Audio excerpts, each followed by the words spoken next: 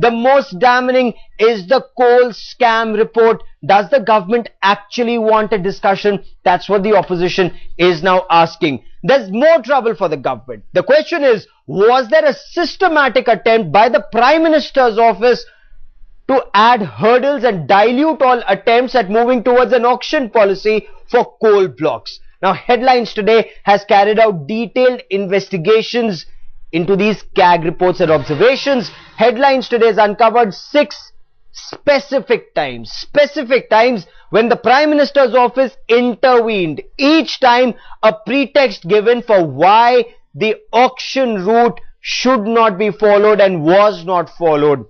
Let's start at the very beginning. 4th of October 2004. The Prime Minister's office cited objections from trade unions as the reason for delay in the amendment to the law to auction coal blocks. In July 2005, the Prime Minister's office cited objections from state governments. 6 months later, claims were made that amending the law would be time consuming and would delay allotment.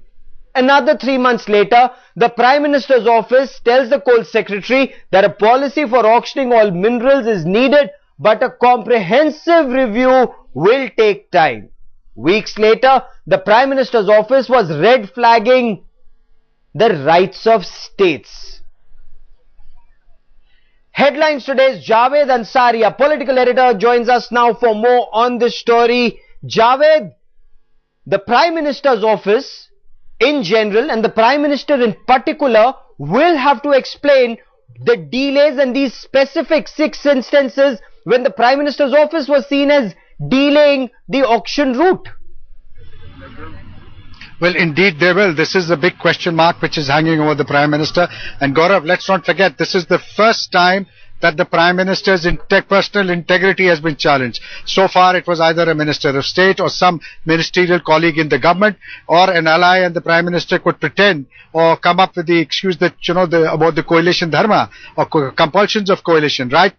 This time around it's the Prime Minister who took the call. Now the government and the government's political managers have been saying, the government has been saying on different occasions that we did this because we were not in it for generating revenue. The prime concern was to ensure that there was enough coal available to augment power supply. Now whether all this goes down is acceptable not just to parliamentarians but to the people at large is a big question which remains to be answered. Right now the credibility of the UPA as far as issues of corruption and probity are concerned is questionable, and therefore both the Prime Minister, his office and the UPA in general have a mountain to climb as far as explaining the case to the people is concerned.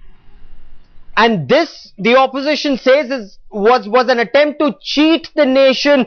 The government did not want to generate revenue, Javed, from coal block allocation or auction, but private parties made windfall gains, and that is something that the government is finding difficult to explain. Private parties minted money.